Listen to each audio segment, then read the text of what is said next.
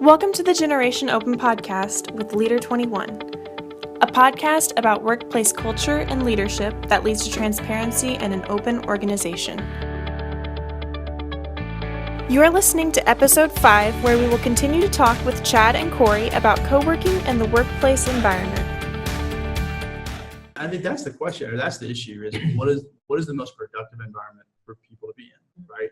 And so even, let's take what the remote worker, and corporations are reducing their footprint, and they'll send people home. That's actually how we got our start, believe it or not. So IBM was in that several years ago, and so there were 5 guys who were sent home, and it was not the most productive place for them to work, right? So how do you help solve the issue of reducing your real estate footprint and creating productive environments for the people that work for you to still get their best work done?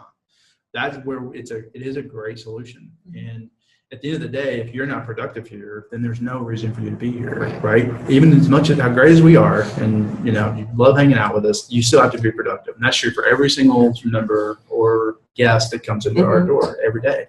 So really our job as roamers is to create that environment. So we talk about creating an environment where you can be productive, where you can focus, where you can collaborate as you need to. That's our job. And part of that too is how you're productive is going to be different than the person sitting next to you potentially. And so when you come into a co-working space, it has to be designed with that framework in mind, ultimately. So the technology that has to support that, even the seating arrangements, the types of furniture that we provide, you have to be productive. And so that's the thing. I think one of the things is that really companies are going to have to watch is as they're sending people home to work, where that is solving one problem, it could inadvertently create another issue, which is people not being productive at home. We have a great solution for that. So that's what we're looking for. Well, and I think it's for any organizations that are even thinking about how do we do that, or maybe we're at that scaling point, but we really don't know that we can support adding on from a real estate standpoint. How do we do this? And in co-working as a solution for some of the workplace challenges, it's very affordable. Absolutely. It's extremely affordable. Absolutely. It kind of blew my mind actually how affordable to think about how do you not only, okay, so if you're the entrepreneur or you're launching something, you have a place to do that and have an opportunity to scale within that at an affordable rate.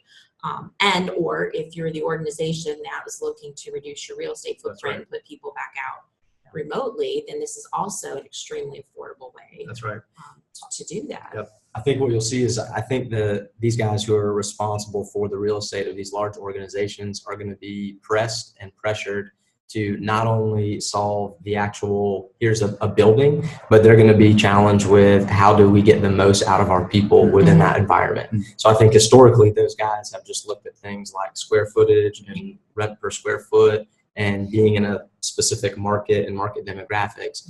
And now the organization is challenging them to say, what is the best environment, to Chad's point, in which our people can be productive?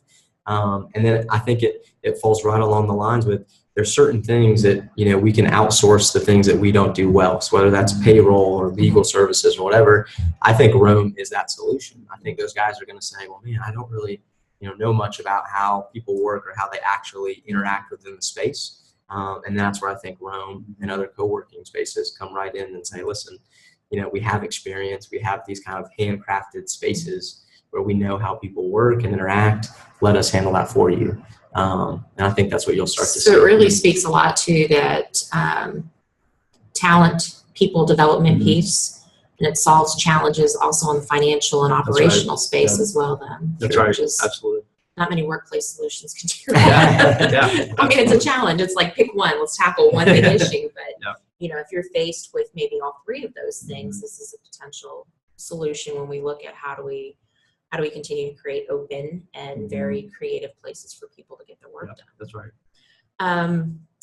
Next popular myth is everybody must collaborate. And as a ambassador of open and open organizations, collaboration obviously is a foundational piece of how we do our work. And generationally speaking, it is something that is expected both from millennials and then our new Gen Z, which is just now entering the workforce.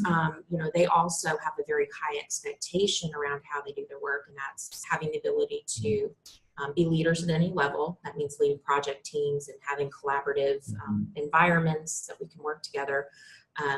And so going into co-working, some people may think, well, if I'm in a space like that, I have to collaborate with people. Right. So let's dispel that myth next. Yeah. Well, I mean, collaboration is one of our organizational values as well. I mean, so we get that. You know, it's funny. You have some people that are introverts, and we know. I mean, that's part of our job is you get to know people, right? And you know that there are certain people that will walk in, they will greet you, but they will go to their same spot with their headphones on, and they won't speak to anybody else until they leave. They say goodbye. That's totally fine, right? We have to know that. We have to make sure that we're creating those environments where they are most productive. There are other people who, whether it's just based on style or just the work that they're doing, really have to and need to collaborate with people. And so, again, it's our job is making sure that those environments are there for them and they're accessible to them. To be able to collaborate and whether, again, in collaboration is going to be face-to-face or it's going to be video, you have to provide all those opportunities for people. And again, without that, they're not going to be productive. We always say we never force community. We never force collaboration. We never force networking. The opportunities are there. That's our job is create the opportunity, but then we back out, right? And we never force it to happen. I like how you go back to just creating and curating this environment. Right. Yeah. It's the same thing with that community piece. That's right. It's here, and we're going to provide the right place for you to do that in. But I mean, community's not community if you're forced into it, right? Right. It wouldn't be like that. So that would be a bad date. But it's Yeah, I mean, the only thing we joke, it's collaboration on your terms, right? So no one's forcing you to do anything. We just want to set up, to Chad's point, the opportunities, and then you choose. You decide. We're gonna, and I think the other part of collaboration is a lot of times the way we actually see it played out is within teams or within that kind of consultant or service provider customer relationship, and that's where we see the most collaboration happening. Right, so it's a company of 10, and they're kind of together, and then small groups breaking out and collaborating, or it's a service provider bringing in their client or their clients, week in and week out, and that's, I would say, is the most collaboration that's happening. But then, working alongside of each other, doing different things, there's opportunities for the members to collaborate. And so, to Chad's point, is just creating the ability for all of those touch points to happen, but then it's really up to our members, right, to do the collaborating. I think another thing, although I didn't find it under the popular myths section of my research, but I think sometimes there's a fear, mostly unfounded, but this fear that if I'm in a space like that, a collaborative environment, it's very open, we have the open sections and we have some more closed off reserved sections, but that somehow my client work or the work I'm doing might be seen and or taken by somebody else. So like that fear of a breach of confidentiality, which isn't true, but often, there's that other fear that if we collaborate in a space somehow, which that's probably a whole separate podcast episode, people's fears and perceptions, but that somehow that can happen. And I can speak to that personally, that I find professional co-working spaces to be, people come into it with the right mindset. Yeah. And they're very respectful of everybody and their time and their space.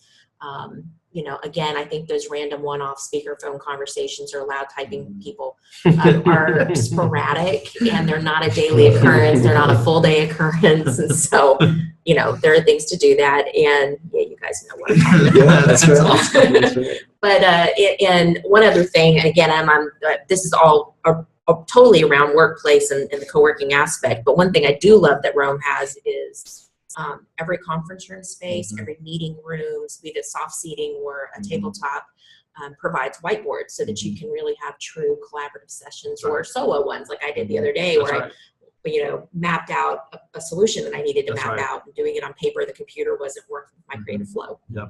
And so providing those spaces for people to work differently, which again supports the workplace challenge of doing our best work, is everybody has a different way of doing it. Right. We all have a different flow that we get into to tap into that innovation that we are seeking to solve a problem. And so finding those places to do it is pretty important. That's right. So next couple questions before we wrap up is I want to know from each of you what challenges you faced in your roles, either in this industry or at a local level. So you each could we'll split that off and take one. Yeah. I think for us, each time we go into, even within Atlanta, each time we go into a specific market, I'd argue there's a decent amount of educating that still has to happen, right? So I think you look at the numbers and you see there's going to be, 26,000 spaces by 2025. And I think you say, oh, well, everyone knows about co-working then. But the reality is that's just not the case. We've been open 2 years at this location, and we'll have folks who will come in the front door and, is this a restaurant or is this a furniture store? Or, and so there's still a decent amount of educating. And so I love, other co-working spaces too, just getting out there in the community and kind of showing, hey, here's what we have to offer. Here's a solution. Like, we know there are people out there who still need it. And so I think a challenge for us is getting in front of the right people and really kind of promoting, definitely Rome, but the industry as a whole and how co-working can be a solution. I'd say it's one of our challenges. It's kind of that educating people on what it actually is. That's right. Yeah. That's right. Yeah, I'd say from my perspective, the other one is just consistency across all of our products and all of our locations. And so, for you as a member, one of us, I want, when you go to Buckhead or when you go to Dunwoody or Alpharetta, here, I want you to have the same experience when you walk in. Because you are a member of Rome, we want to make sure that you have the same high quality, high touch experience across. And, we go out of state and you're traveling to, client in another city. That's exactly what we want. So not unlike any growing business, right? It just looks different for us. When we talk about consistency, it's more on the experience side. I think the member experience or the guest experience is really important to us. Which, like you said, that's a challenge for basically any business that's right. scaling. Is how do we Exactly that we've right. opened into a new market? How do we keep the consumer experience, Exactly if you will, right. the same? Yep, that's exactly right. And my favorite, which I could add to, but what positive changes have you seen in the community because of co-working and or community, meaning the Rome community, kind of positive influences through co-working, and then at a local level for the community? Yeah, That's awesome. I'd love to hear your thoughts on that. Yeah. I think the most kind of rewarding, kind of fun part of our job is when we get to hear the stories of just kind of, lives that have been touched, from being in the space. And there's a story that comes to mind the most from our Alpharetta location. UPS hosted a series of meetings there, and one of their meeting planners throughout the series of those meetings, their house actually burned down. And the staff up there did a fantastic job. They had a great relationship with her, and they put together a little basket of just, gift cards and things like that they knew, she would need, that would be tangible, going through something like that. And she was just ecstatic. I mean, she was so thankful, so, positive and encouraging about it. She made the comment that, this is above and beyond what some of my own coworkers have done for me. And so we just thought that was amazing because, you guys have both made the point, even in this discussion, that we think of ourselves as an extension of your team. And so that was really a neat experience of the team acting like the team, and stepping up and stepping into that. So yeah, I got kind of busted the other day because I said we, and then I had to tell Corey, I didn't mean we. Wow. But exactly. But That's it's right. okay because I don't know if it was the same conversation or a day later, somebody goes, "Oh, I didn't realize you actually were a member here. I thought you worked with them." Oh, that's I'm awesome. Like, again, just give me a name tag. That's right. Well, and I would say that, it's funny, that was the same idea that came to my mind. So a lot of times we'll have people come in who they're not sure what co-working is. They've never heard of Rome. They come in for a tour and they'll say, "Well, I'm going to join. I'm just going to give this thing a try. I'll give you guys 2 months, right? You're on trial. Let's see what," and we've had several of those.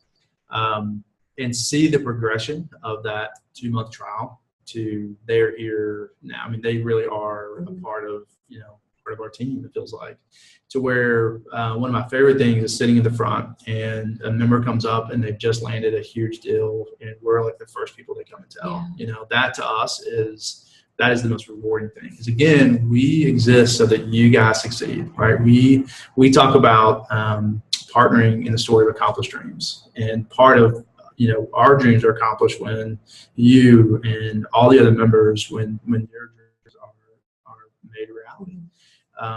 And so, I think about story after story, where they literally got off the phone or they just got an email, and the first place they come is to, the front desk. And we're all celebrating, and so that's the idea of community, right? Is we become your coworker, we become your colleague, we become the extension of your team. We are your team.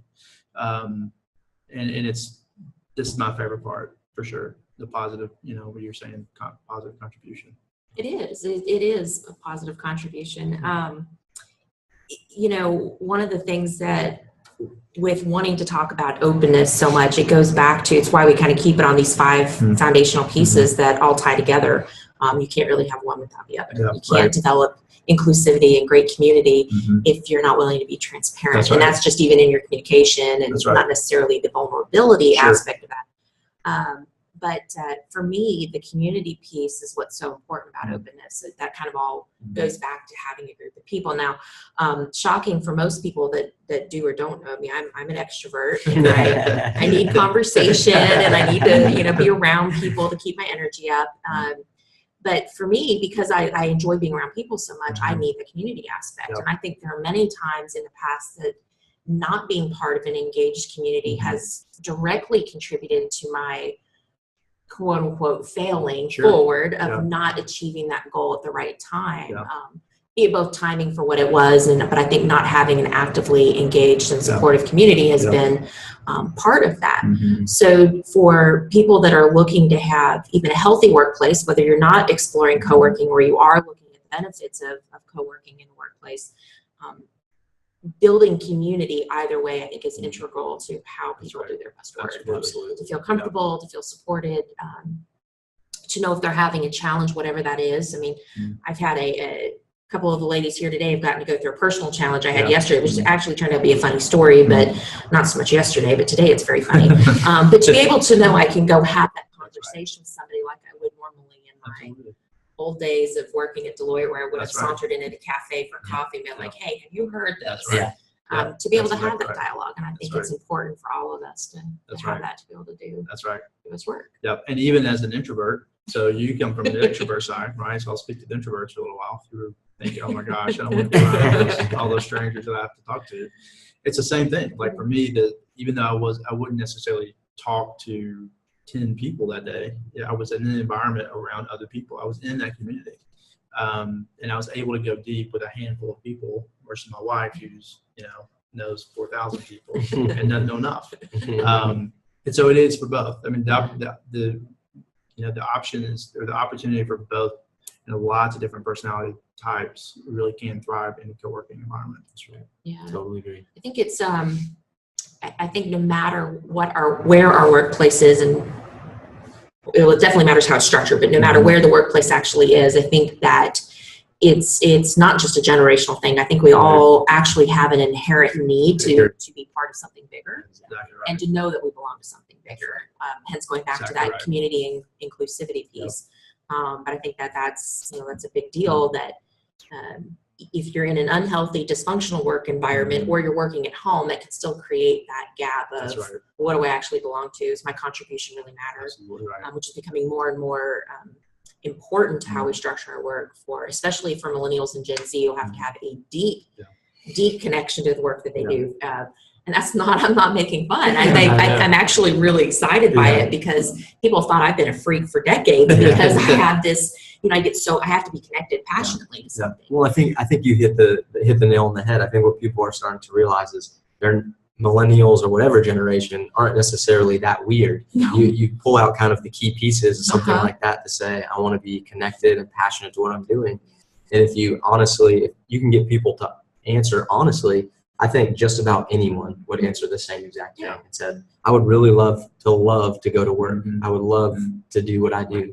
And I think maybe in the past we've kind of made concessions for certain reasons or experiences or whatever, and that's okay. Or didn't know we had the permission to choose. That's right. You mean I can actually go do something I enjoy? I think definitely older generations have had that kind of, put into place, which is why I'm excited to see it open up, because, it's what I've always told my kids: go do what you love. I don't care what it looks like. I don't care if you make nothing at it. It's, are you going to be happy, and are you making a positive contribution to people? Then we're good. That's right. So I think we, again, I think having healthy workplaces and openness that can contribute to that, and or an environment like Rome provides, is the place to do our best work. Yeah. Awesome. Well, thank you guys so much for Thank you. having this Thanks for conversation having with us. us today. Yeah, absolutely. And Thanks for the opportunity. remember, guys, if you're in the Atlanta market, you definitely need to come visit us at Rome. You can find them at meetatrome.com. And we will provide a link for you on our website of how to get there as well. For those not in the Atlanta market, if you're here and you need to come through with clients, come and visit with us, meeting space. And this is also where the Leader 21 office is. So come hang out with us sometime. Thank you, guys. Thank you. Huge thanks to Chad and Corey from Rome and Georgia for joining us for episodes 4 and 5 of the podcast. Thanks for listening to the Generation Open podcast with Leader 21. If you would like to find out more about how to improve the health of your organization, or would like information on our Rapid Change program, go to our website, leader21.com. That's LDR21.com.